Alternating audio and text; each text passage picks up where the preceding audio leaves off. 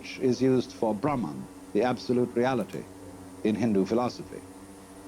And you're it, only in disguise, and disguised so well that you've forgotten it. But unfortunately, ideas like the ultimate ground of being, the self, Brahman, ultimate reality, the great void, all that is very, very abstract talk. And Zen is concerned with a much more direct way of coming to an understanding of that, or thatness, as it's called, tathata, in Sanskrit.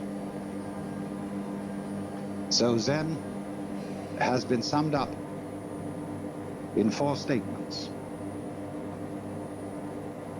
A direct transmission outside scriptures and apart from tradition. No dependence on words and letters. Direct pointing to the human mind, and seeing into one's own nature and becoming Buddha. That is, becoming enlightened, awakened from the normal hypnosis under which almost all of us go round like somnambules. It's extraordinary how much interest has existed in Zen in the United States, especially in the years since the war with Japan. And naturally, I've often meditated on the reasons for this interest. I think, first of all, the appeal of Zen lies in its unusual quality of humor. Religions aren't, as a rule, humorous in any way. Religions are serious. And when one looks at Zen art and reads Zen stories, it is quite apparent that something is going on here which isn't serious in the ordinary sense, however sincere it may be. The next thing I think that has appealed to Westerners is that Zen has no doctrines. There is nothing you have to believe, and it doesn't moralize at you very much. It's not particularly concerned with morals at all. It's a field of inquiry rather like physics. And you don't expect a physicist to discuss authoritatively about morals, even though as a human being he has moral interests and problems. But as a physicist, he is not a moral authority. Or if you go to an oculist or ophthalmologist to have your eyes adjusted, that is so you can see clearly. And Zen is spiritual ophthalmology. Another thing that appeals very much to Western students about Zen is that they've read their Zen from Suzuki and from some of my writings and from R.H. Blythe. And these people present a rather different kind of Zen from that which you will find today in Japan. They present what is essentially early Chinese Zen, from the old writings ranging from about shortly before 700 AD to 1000 AD. And that Zen has a very different flavor from modern Japanese Zen. And so, of course, many of the people who go to study Zen in Japan disapprove of Dr. Suzuki thoroughly, and also, naturally, of my exposition of Zen, because we don't make a great fetish of studying Zen by sitting. In Japan today, they sit and they sit and they sit. R.H. Blythe asked the Zen master, "What would you do if you had only 1/2 hour left to live?" And he said, "I would do Zazen," which means he would sit like the Buddha here and practice meditation. And Blythe had given him several choices. Would you like to listen to your favorite music? Would you have a dinner? Would you get drunk? Would you like the company of a beautiful woman? Would you take a walk? What would you do? Or would you just go on with your daily business as if nothing was going to happen? In other words, would you wind up your watch? So he was very disappointed in this answer. And he said, you know, sitting is only one way of doing Zen. Buddhism speaks of the four dignities of man: walking, standing, sitting, and lying. And so Zazen is simply the Japanese word for sitting Zen. There must also be walking Zen, standing Zen, and lying Zen. You should know, for example, how to sleep in a Zen way. That means to sleep thoroughly. Zen has been described as when hungry, eat, when tired, sleep. And when the student got that description, he said, well, doesn't everybody do that? And the master said they don't. When hungry, they don't just eat, but think of 10,000 things. When tired, they don't just sleep, but dream innumerable dreams. So in a sense, this sounds like the old Western truism: whatever your hand finds to do, do it with all your might. But that's not the same thing as Zen. A lot of people like to see if they could sum up Zen in that way, in the Latin motto of the school I used to go to in England: age dum agis, act when you act, or while you act. There's a famous story which beautifully illustrates the current relationships between East and West.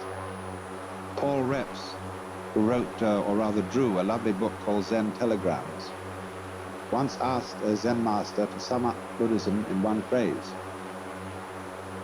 And he said, don't act, but act. So Reps was simply delighted, because he thought the master had said, don't act, but act. And that, of course, would be the Taoist principle of Wu Wei, of action in the spirit of not being separate from the world, realizing so fully that you are the universe too, that your action on it is not an interference, but an expression of the totality. But the master's English was very bad indeed, and Paul Reps had misunderstood him. He had said, don't act, bad act.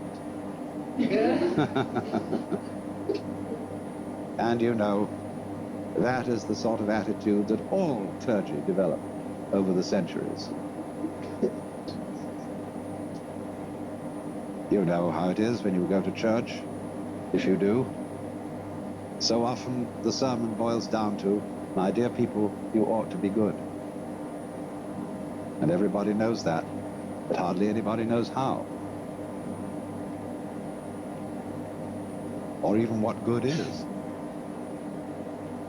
No, the fascination of Zen to the West is that it promises a sudden insight into something that is always supposed to take years and years and years. The psychoanalysts, if you're mixed up, they tell you the troubles you've got yourself into over all these years can't be undone in a day. And therefore it will take many, many sessions, maybe twice a week for several years for you to get straightened out.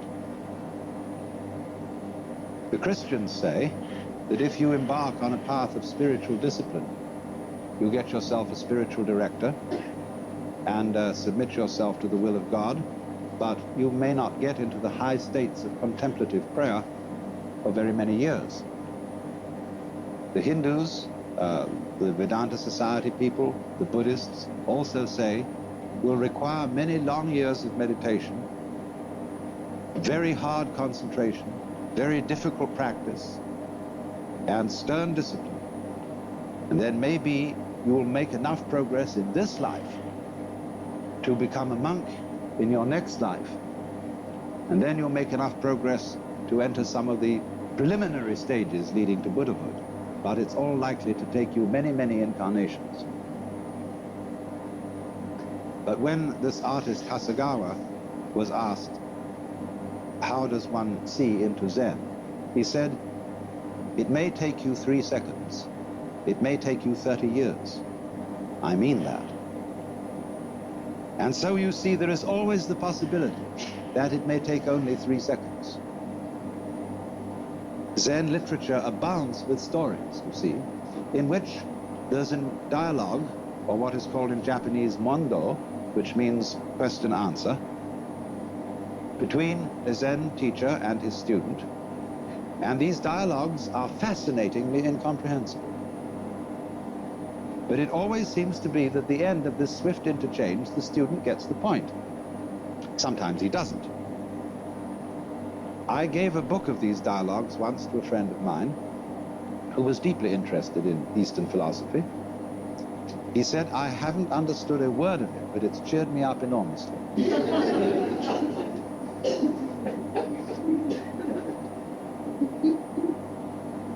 So this book called the Mumonkan, which means the barrier with no gate, or the gateless gate,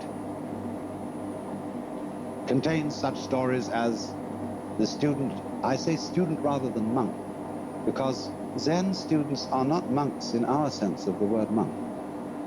Our monks take life vows of poverty, chastity, and obedience. And to make the grade, you're expected to spend your whole life in the monastic state. But I call the Zen monk a student because he's more like a student in a theological seminary. He may stay much longer than the usual 3 years. He may stay 30 years or so. But it's always possible for him to leave with dignity and to graduate and to go into lay life or become a regular priest who keeps charge of a temple and get married and have a family. And only very few graduates of a Zen monastery become Roshi. That Roshi means simply old teacher. That is the man in charge of the spiritual development of the students. So one of these students in the book says to the master Joshu, I have been here in this monastery for some time and I've had no instruction from him. The master said, have you had breakfast? Yes. Then go wash your bowl. And the monk was awakened. Now you may think that the moral of this story is do the work that's nearest, though it's dull at whiles, helping when you meet them, lame dogs over stiles.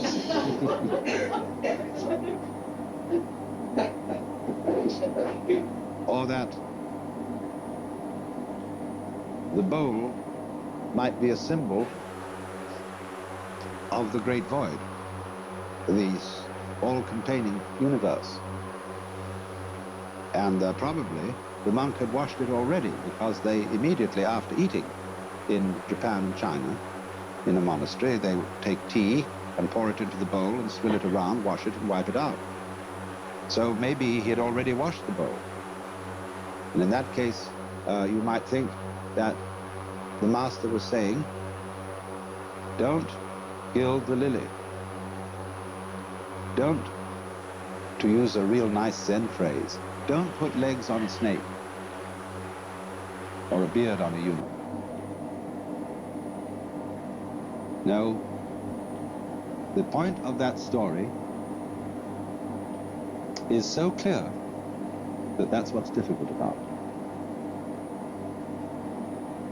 And all these stories resemble jokes in this sense. A joke is told to make you laugh. When you get the point of a joke, you laugh spontaneously. But if the point has to be explained to you, you don't laugh so well. You force a laugh. There is some kind of sudden impact between the punchline and the laugh.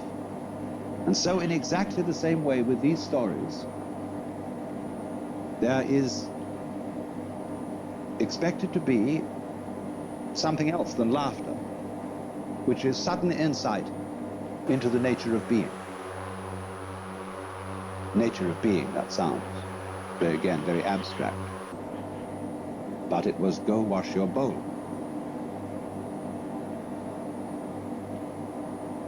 So, another story in this book concerns a master who said, when a cow walks out of the enclosure, the corral. The horns and head, the four legs and the body all get through, but not the tail. How is it that the tail can't get through? And nobody could answer this. Another story, it tells of a certain master called Baijan, who was so good that he had hundreds of students, and they couldn't all be housed in one monastery. So he had to find one of the students who could also be a master. And so he arranged a test. He put down a pitcher in front of them all and said, without making an assertion or without making a denial, tell me, what is this? And the senior monk said it couldn't be called a piece of wood. And the teacher didn't accept this answer. But the monastery cook came forward and kicked the pitcher over and walked away. And he got the job. And the commentator remarks, maybe he wasn't so smart after all, for he gave up an easy job for a difficult one.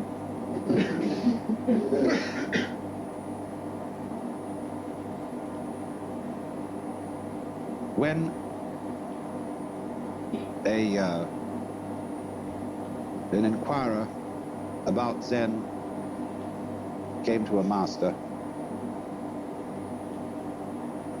they often, they approach the Zen master with a kind of key question.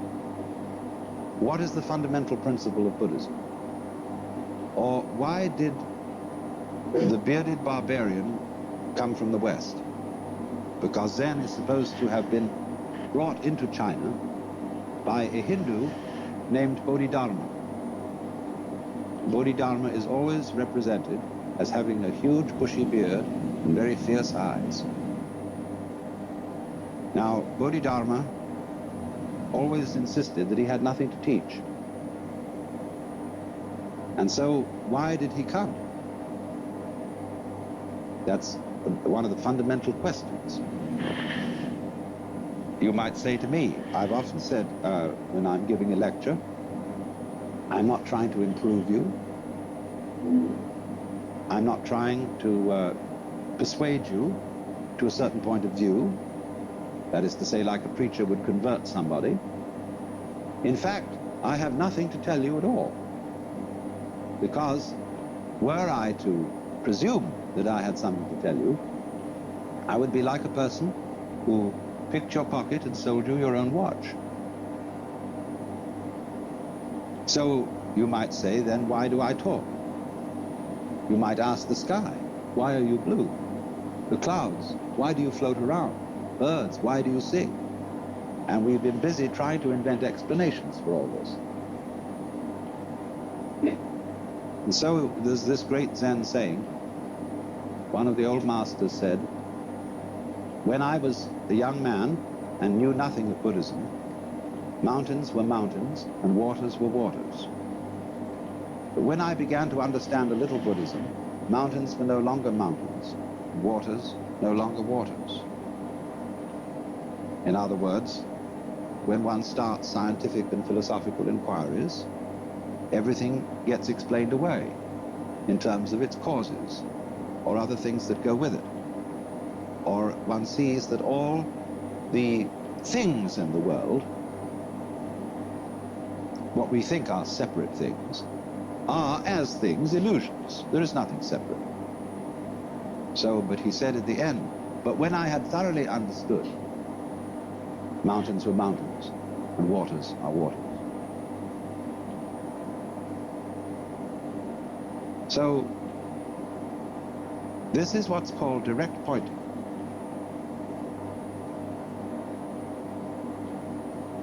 If you ask me, what is this?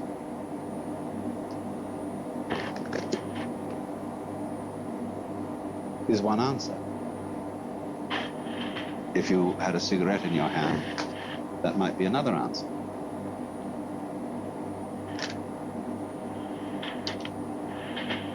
A Zen master was once talking with me, and he said, when water goes out of the wash basin, down the drain, does it go clockwise or anti-clockwise?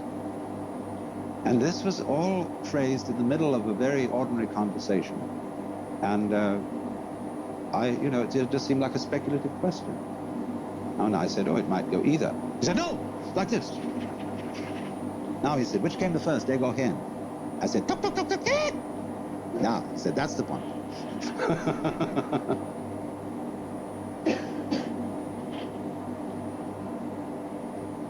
Now, it is saying too much, I warn you, to say that Zen is trying to point to the physical universe so that you can look at it without forming ideas about it. That is saying too much, but it is the general idea. It's in the direction of being the right idea. Zen people speak of the virtue of what they call mushin, which means no mind, or munan, no thought. That red lantern says munan on it, no thought. And this is not an anti-intellectual attitude. The ordinary simple person is just as bamboozled by thinking as a university professor. You can think intellectually in a no-think way. That's the art. It doesn't mean not to have any thoughts at all. It means not to be fooled by thoughts, not to be hypnotized by the forms of speech and images that we have for the world, not to be hypnotized by them into thinking that that is the way the world really is. So if I say this is a fan, it isn't.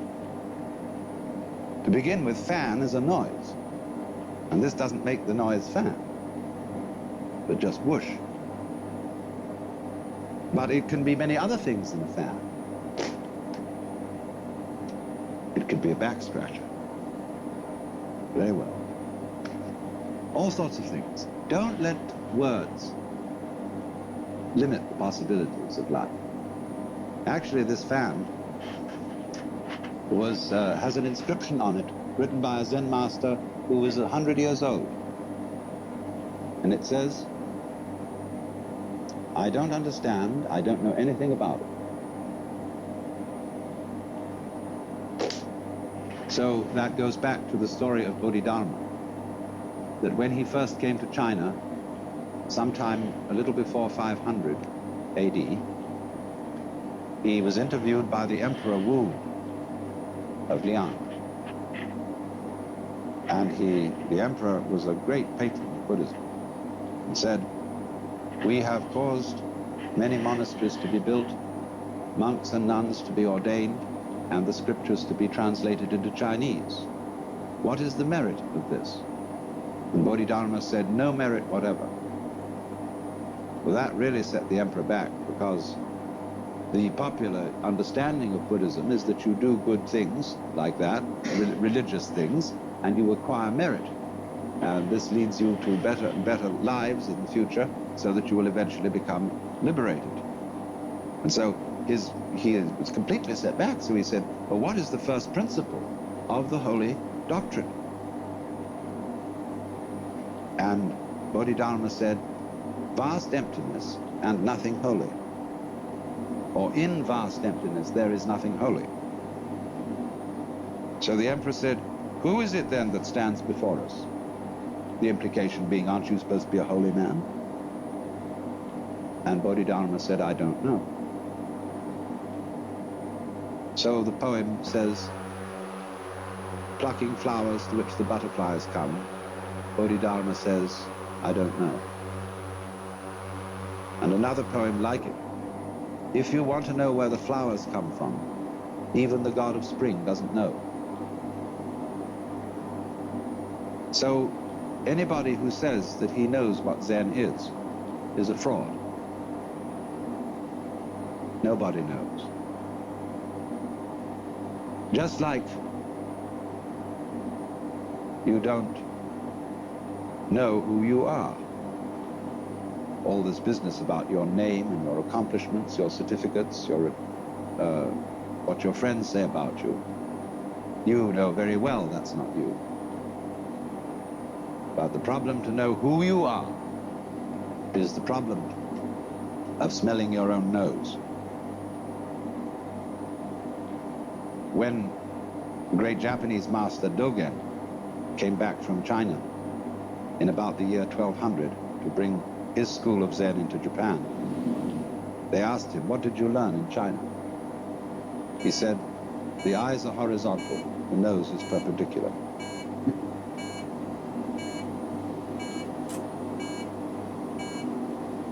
This man went on to write a tremendous book about Zen. They're so contradictory, these people. Don't expect consistency out of a Zen master. Big book called the Shobo Genzo. And I talked with the Zen master about this book in Japan. And he said, "Oh," he said, "that's a terrible book. It explains everything so clearly. It gives the show away." He said, "You don't need any book for Zen. The sound of the rain needs no translation."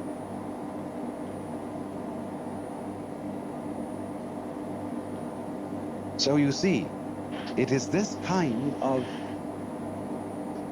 way of going about things, this method of Zen, that has so fascinated the West. And everybody who reads about Zen wonders if somehow, you see, this understanding is right under your nose. You know how it is, sometimes you get a crowd of people to come into a room, and you put something in the room that's absurd. Like suppose there was a balloon floating on the ceiling. People could come in and not notice it at all. Or, you know, somebody puts on something weird. Some kind of a funny necktie or something. And you say to a person, "Well, haven't you noticed? A woman in a new dress, you know? Haven't you noticed?" I said, "Well, no, what is it? What? No, it's right under your nose. They're staring you in the face, but you don't see it." And Zen is exactly like that. So I might say to you all, what did you forget when you came in? Maybe you forgot it long before. Something you forgot. And you think, is it this? Is it that? I say, "Oh, no, it's much simpler than that. It's very, very obvious." And this makes it all the more difficult.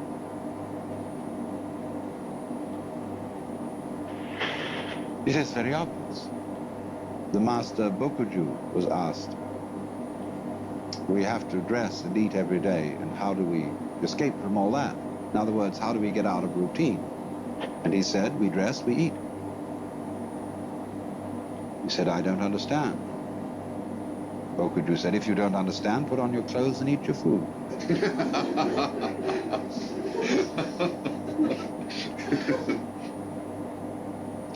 Another Zen master in quite recent times was interviewing a student. You see, all these stories I'm telling you are connected. And what I want you to do is to grasp intuitively the connection. I was interviewing a student, Western student. And he said, "Get up and walk across the room." He got up and walked and came back. He said, "Where are your footprints?"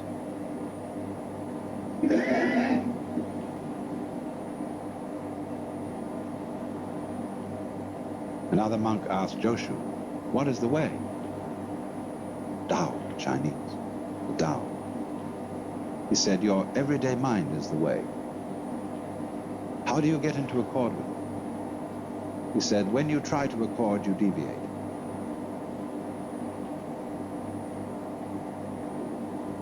So, here is this extraordinary phenomenon. Now let me say, having presented you with all these fireworks, let me say a few sober things about Zen as a historical phenomenon, which we can put it in context with other things in the seminar we've been studying about the history of Oriental philosophy. Zen is a subdivision of Mahayana Buddhism. And as you know, that is the school of Buddhism which is concerned with realizing Buddha nature in this world. Not necessarily by going off to the mountains or by renouncing family life, everyday life, etc., as if that were an entanglement, but realizing in the midst of life the possibility of becoming a Buddha. And so the great ideal personality of Mahayana Buddhism is the Bodhisattva, a word now applied to somebody who has attained nirvana, but instead of disappearing, comes back in many, many guises. There's a famous painting of one of the bodhisattvas in the form of a prostitute. And bodhisattvas in Zen art are often represented as bums.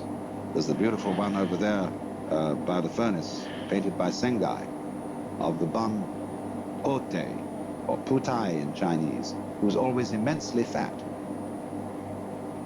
And he's saying, Buddha is dead. Maitreya, who is supposed to be the next Buddha, hasn't come yet. I had a wonderful sleep, didn't even dream about Confucius.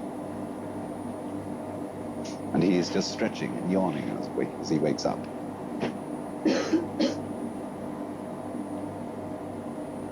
So, Zen is Mahayana, Indian Mahayana Buddhism, translated into Chinese, and therefore deeply influenced by Taoism and Confucianism. Zen monks brought Confucian ideas to Japan. And the origins of Zen lie actually around the year 414, at which time a great Hindu scholar by the name of Kumarajiva was translating with a group of assistants the Buddhist sutras into Chinese.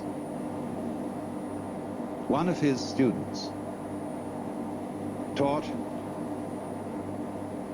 that all beings whatsoever have the capacity to become Buddha, to become enlightened, even rocks and stones, and that even heretics and evildoers have the Buddha nature or Buddha potentiality in them. And everybody said he was a dreadful heretic. But then a text called the Nirvana Sutra came from India, which said precisely that. So everybody had to admit that this man was right. He also began to teach that awakening must be instantaneous. It's a kind of all or nothing state. I don't mean that there aren't degrees of its intensity, but once you see the principle, you see the whole thing. As they say, when the bottom falls out of the bucket, all the water goes together. Those men then promulgated the way of sudden awakening. Bodhidharma came later, and he is supposed in legend to have been followed by a line of 6 patriarchs, of which he was the first. The second was named Eka, I'm using the Japanese pronunciation, who was formerly a general of the army. Then the third was Sosan, who wrote the Shinjinmei, which is the most marvelous little summary of Buddhism in verse. And so on till they came to Eno, the 6th patriarch. You know perhaps more familiarly his Chinese name, Huineng. The problem, you know, with what you read in books is that the spelling is terribly confusing. You see, this guy, Huineng, most people say Huineng. And they've also read a text called the Sutra of W.E.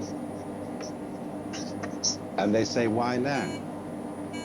But this is simply the Cantonese way of pronouncing the same characters, and this is the Mandarin way. In Mandarin, Huinang becomes Weilang. In Cantonese, almost say Hui, Wei, Huinang, Weilang. And in Japanese, Eino. It's awfully confusing, but it's all the same man. He died in 715 AD. He's the real founder of Chinese Zen. The man who synthesized the whole thing and was at least his collected discourses are contained in what is called the Platform Sutra. And any student of Zen should read the Platform Sutra. It's fortunately, there's a new translation from the earliest form of the text done by Wing-Tsit Chan, published by St. John's University in New York, Catholic University. But Eino really fused Zen with the Chinese way of doing things. And he emphasized very thoroughly, do not think you are going to attain Buddhahood by sitting down all day and keeping your mind blank. Because a lot of those students who practice dhyana, which is the Sanskrit for Chan, which is the Chinese for Zen, which is in turn Japanese, means meditation, or contemplation perhaps would be a better translation in English. And everybody thought that the proper way to contemplate was to be as still as possible. But according to Zen, that is to be a stone Buddha instead of a living Buddha. Now I can knock a stone Buddha on the head, clunk, and it has no feelings. And so it's a stone Buddha. There was a famous Zen master called Tanka, who went to a little lonely temple on a freezing cold night. And he took the Buddha image, one of the Buddha images off the altar, split it up and made a fire. And when the attendant of the temple came in the morning, he was horrified. Broke at the image, and Tanka took his stick, started raking in the ashes. And the temple priest said, "What are you looking for?"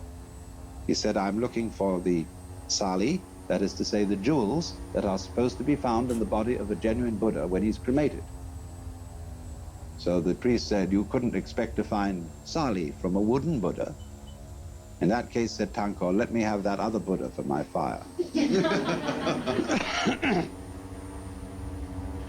That's, you see, the difference between living Buddha and stone Buddha.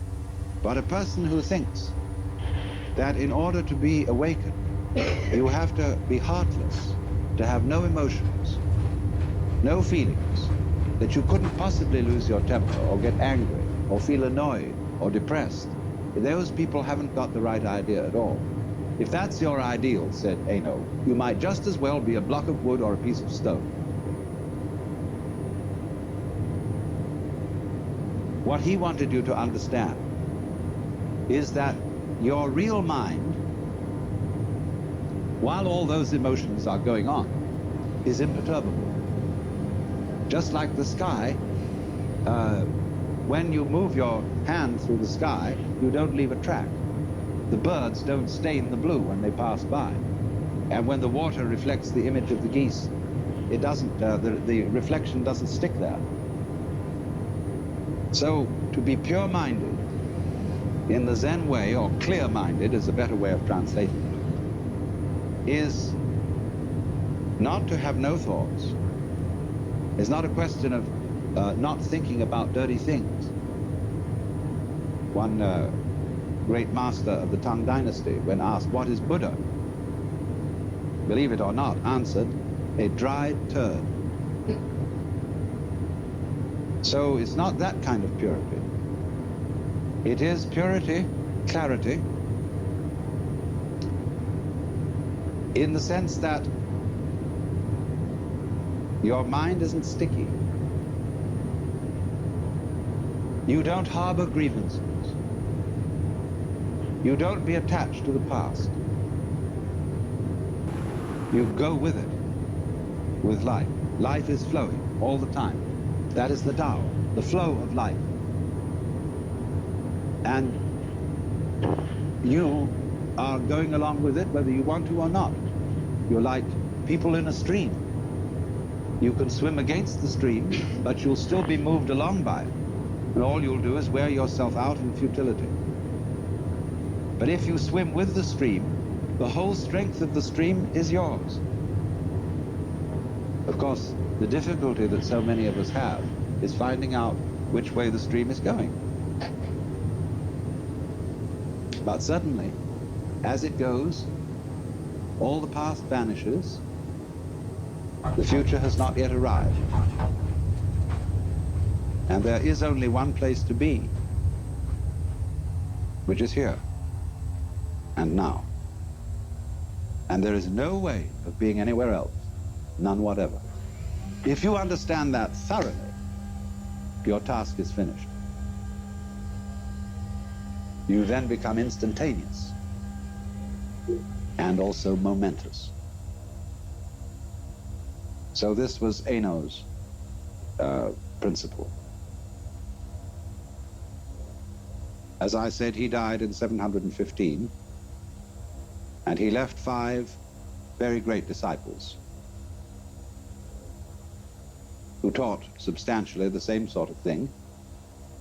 But as things go, then they became, these disciples had disciples, and those disciples had disciples, and there's a genealogy. And Zen broke into what are called 5 houses. And these, some of them didn't go on. Zen went on in 2 main forms. One is called, by the Japanese, Rinzai Zen, after the great master Rinzai, who lived towards the end of the 9th century. And the Soto school comes from another line, and they have a slightly different emphasis. Soto is more serene in its approach, Rinzai more gutsy. Rinzai people use the koan method in Zen studies. Soto people don't, at least not in the same way. But this period between the death of the 6th patriarch, Eno, and about the year 1000 is the golden age of Zen. These were the really formative years. And after that, Zen began to decline in China.